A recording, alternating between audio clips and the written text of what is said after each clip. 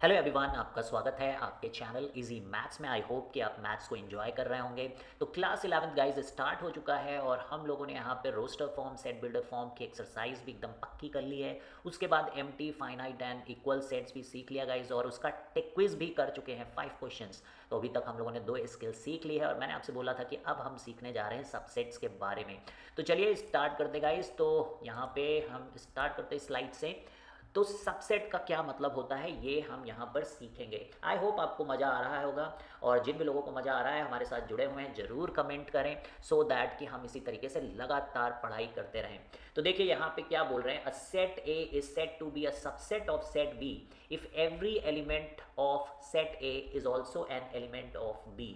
तो देखिए सेट ए किसी सेट बी का सबसेट तब कहलाएगा कि अगर सेट ए के सारे एलिमेंट्स सेट बी के अंदर प्रेजेंट हो। तो मान लीजिए कि ए सेट है हमारे पास और उसमें एलिमेंट्स हैं 1 2 3। अब मैं एक सेट बनाता हूँ बी सो दैट ए इसका सबसेट बन जाए। तो मेरा पहला काम होगा कि मैं ये तीन जो एलिमेंट्स हैं ए के इनको तो लिख ही दूँ, उसके बाद मैं कुछ भी लिखूँ and now I can say कि जो ए है that is subset of B. तो आई होप की बात समझ में आई होगी। तो यहाँ पर ए जो है वो सबसेट ऑफ बी है और अगर ए सबसेट नहीं है, अगर ऐसा हो कि A is not a subset तो फिर आप ये स्ट्राइक कर देते हैं उसे, यानी कि आप ऐसे कर देते हैं, देखिए ऐसे काट देते हैं। इसका मतलब कि ए बी का सबसेट नहीं है।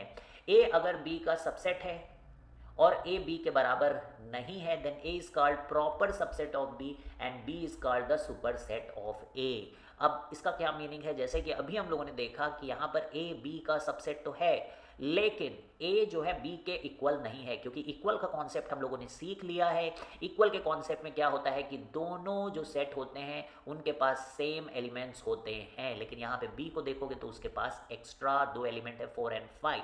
तो यानी कि अब ऐसे सिचुएशन में हम ये जो इक्वल वाला साइन है ना नीचे, ये नहीं लगाते हैं। अगर हमें बोलना है ऐसे भी लगा सकते हैं, हम बोलेंगे A is a proper subset of B. तो ए तो प्रॉपर सबसेट हो गया, ए क्या हो गया, प्रॉपर सबसेट। और जो बी है ना उसको हम लोग सुपर सेट बोलते हैं। बी को क्या बोलते हैं, सुपर सेट, और ए को क्या बोलते हैं, प्रॉपर। तो चलिए कलर चेंज कर देते हैं ना। तो ए जो है प्रॉपर सबसेट एंड बी जो है वो सुपर सेट। अब जैसे यहाँ पे एग्जांपल देखिए कि ए के अंदर 1 और 2 हैं जबकि बी के अंदर 1 2 3 4 5 हैं। अब हम यहाँ पे बोलेंगे A is a subset and proper subset of B. अब यहाँ पे देखिए 1 2 3 4 5, 1 2 3 4 5। अब हम प्रॉपर सबसेट नहीं बोल सकते बिकॉज ए एंड बी बराबर हैं। अब हम केवल सबसेट ऑफ बी बोल सकते हैं। अब देखिए ए 1 2 3 4 5 6 और बी के अंदर है 1 2 3 4 5। अब ए सबसेट नहीं है बी का और यहाँ पर अगर देखें तो ए जो है सुपर सेट है बी का, क्योंकि बी जो है वो प्रॉपर सबसेट है ए का। तो हम लोग लिखेंगे B is a proper subset of A. I hope ये बातें आपको बहुत अच्छे से समझ में आ रही, बहुत ही सिंपल ये है सिचुएशन। अब देखिए एक पॉइंट जो यहाँ पे ध्यान रखने वाली बात है कि एम्प्टी सेट जो होता है वो हमेशा प्रॉपर सबसेट होता है हर सेट का। कोई भी सेट हो, देखिए एम्प्टी सेट अगर मान लीजिए मैंने ए लिखा तो इसका सबसेट है ना, इसका जो सबसेट है अगर हम इसके बारे में बात करें कि ये खुद का सबसेट नहीं होता है, otherwise A will be subset of every set which has like even like अगर एटलीस्ट एक एलिमेंट भी है ना तो उसका सबसेट एम्प्टी सेट हो जाएगा। तो empty set is a proper subset of every set except itself. तो प्रॉपर सबसेट, देखिए अगर मैंने बोला कि इसका खुद का प्रॉपर सबसेट एम्प्टी सेट हो गया तो फिर तो दोनों इक्वल हो जाएंगे, लेकिन प्रॉपर सबसेट के केस में इक्वल नहीं होता है। सबसेट तो होता है, empty set is a subset of every set बोल सकते हो, लेकिन empty set is a proper subset of every set except itself, ऐसा आपको बोलना पड़ेगा। तो जब आप ऐसी सिचुएशन में रहते हो तो इसे बोलते हैं A is a subset of B. अगर आप ये इक्वल का साइन नहीं लगाते हो तो फिर बोला जाता है A is proper subset of B. Improper subset is a subset containing every element of the original set.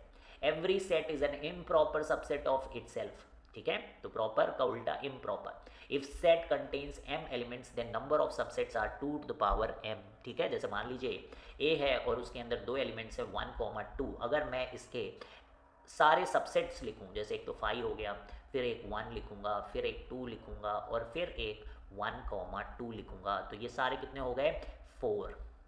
तो ये कैसे, 2 और जितने नंबर ऑफ एलिमेंट्स है वो पावर में डाल दो। तो 2 की power m where m is the cardinality of that set. आपको याद होगा कि पिछले लेक्चर में आप प्रैक्टिस तो कर ही रहे, साथ में आप लेक्चर्स को भी फॉलो करो गाइस, तभी आप सीखोगे। अब देखिए अगर ए में 1 2 3 है तो देखिए 1 आ भी सकता है और नहीं भी आ सकता है, तो उस कारण से आप 1 को लिख भी सकते हो या नहीं लिख सकते हो, तो इसलिए 2 मैंने बोला, दो ऑप्शन है ना 1 के पास, तो 2 के पास भी ऐसा ही, वो आ सकता है या नहीं आ सकता है, इसलिए उसका 2, और 3 आ सकता है या नहीं आ सकता है तो उसका 2। तो इस प्रकार से 2 की पावर 3 तो 8 सबसेट होंगे। जैसे 5 के केस में क्या हुआ, जब मैंने 5 लिखा तो 1 से जब पूछा गया क्या आप आना चाहोगे तो उसने मना कर दिया, 2 से भी जब पूछा गया कि आप आना चाहोगे उसने भी मना कर दिया, और 3 से भी पूछा गया कि आप आना चाहोगे तो उसने भी मना कर दिया, तो वैसे केस में बना 5। तो ये एक ऑप्शन था उसके पास, 1 के पास मना करने का या आने का। जब 1 करके मैंने सबसेट लिखा तो 1 से जब पूछा गया कि आप आना चाहते हो तो उसने मना नहीं किया, वो बोला हाँ मैं आऊँगा, लेकिन 2 और 3 इन्होंने मना कर दिया, तो इसलिए 1 बन गया। तो आप समझ रहे होगे कि इतने पॉसिबल टाइप के डिसीजन मेकिंग है यहाँ पर, तो टोटल डिसीजन मेकिंग जो डिफरेंट डिफरेंट यहाँ पे बन सकती है वो 8 है, और उतने ही आपके सबसेट बनते हैं। अब जैसे 1 2 का मैंने बता ही दिया, तो प्रॉपर सबसेट्स इसमें से कौन कौन है, तो 5 1 and 2 because they are not equal, लेकिन जो 1 2 है वो इम्प्रॉपर सबसेट बोला जाएगा। तो नंबर ऑफ प्रॉपर सबसेट्स की बात होगी तो वो 2 की पावर m-1 का फॉर्मूला लगा देना। नॉन वॉइड सबसेट की बात अगर होगी तो वॉइड होता है खाली वाले को हटाओगे तो उसमें भी आप एक -1 कर देना, तो कोई अगर प्रॉपर सबसेट पूछता है तब भी -1 कर देना, कोई वॉइड सबसेट पूछता है, नॉन वॉइड पूछता है, वॉइड मतलब एम्प्टी वाला, नॉन वाइड पूछता मतलब एम्प्टी वाले को हटा दो तो आपको एक घटाना पड़ेगा। तो ये छोटी छोटी बातें आई होप कि आपको समझ में आया हो। फिर हम बात करते हैं power set of a set, तो इसका मतलब होता है collection of all subset of set A is called the power set of A. तो जितने सबसेट बने हैं उन सब का अगर हम एक सेट बना लें तो वो पावर सेट कहलाएगा, और अगर ए का पावर सेट आप लिखना चाहते हो तो आपको पी ऑफ ए लिखना पड़ेगा। और मैथमेटिकली ये कैसे डिफाइन किया है कि set such that set is a subset of A. तो power set of A is defined as a set is such that a set is a subset of A. If A has suppose m elements then the number of elements in the power set will be equal to 2 to the power m. क्योंकि अगर A के अंदर m elements हैं तो इसका मतलब उसके कितने सबसेट बने, उसके सबसेट बने 2 to the power m। तो इसलिए पावर सेट के अंदर कितने एलिमेंट्स आ जाएंगे 2 to the power m। अब जैसे A है हमारे पास और इसमें 3 एलिमेंट्स हैं, तो अब जब हम पावर सेट लिखेंगे A का तो 8 सबसेट आएंगे, देखिए 8 सबसेट आएंगे ना, उन सब का सेट लिख देना इज अ पावर सेट। अब A 1 2 then the power set of A will be 5 1 2 1 2, 4 elements होने चाहिए और आपको चारों एलिमेंट्स यहाँ पर दिख रहे हैं। अब देखते हैं क्वेश्चन और, A is 1 then write the P of PA and PA denotes the power set of A। तो सबसे पहले हम लोग क्या करेंगे, पावर सेट ऑफ A लिख देंगे। तो जब हम लोग पावर सेट ऑफ A लिखेंगे तो उसके पास एक तो 5 आएगा, फिर दूसरा उसके पास 1 आएगा, क्योंकि देखिए यहाँ पर क्या है एक ही एलिमेंट है तो पावर सेट के पास 2 एलिमेंट्स होने चाहिए। अब यहाँ पर आपको समझ में आ रहा होगा कि ये तो PA है, अब PA के पास क्या है, एक 5 है और एक 1 है, तो इसके पास 2 एलिमेंट्स हैं। PA के अंदर कितने एलिमेंट्स है, 2। तो अब जब हम P ऑफ PA लिखेंगे तो यहाँ पर हमारे पास 2 की पावर 2 4 एलिमेंट्स आने चाहिए, तो ये भी एक सेट होगा। अब इस सेट में एक तो 5 होगा, 5 is like subset of every set. दूसरा जो सब सेट होगा उसके अंदर 5 एक एलिमेंट होगा, फिर एक ऐसा होगा जिसमें 1 होगा, फिर एक ऐसा होगा जिसमें 5 भी होगा और 1 भी होगा। तो अब इस प्रकार से आप देखिए 1 2 3 4, तो हमारे पास कितने जो है यहाँ पर जो है इसके अंदर के एलिमेंट्स आए 4 एंड दैट वाज एक्सपेक्टेड। तो यहाँ से हमें P ऑफ PA के अंदर 4 एलिमेंट्स देखने को मिलते हैं। So if the number of subset of a set is 128 then the number of elements in that set is, तो हम मान लेते हैं कि सेट के अंदर मान लीजिए m एलिमेंट्स हैं, तो नंबर ऑफ सबसेट कितने हो जाएंगे 2 की power m and that has been written as 128। तो 2 टू द पावर m और 2 टू द पावर 5 32 होता है, फिर 64 है ना, 6 एंड सो 7, तो यहाँ पर m की वैल्यू कितनी हो जाएगी 7, तो यानी कि बी ऑप्शन यहाँ पर करेक्ट हो जाएगा।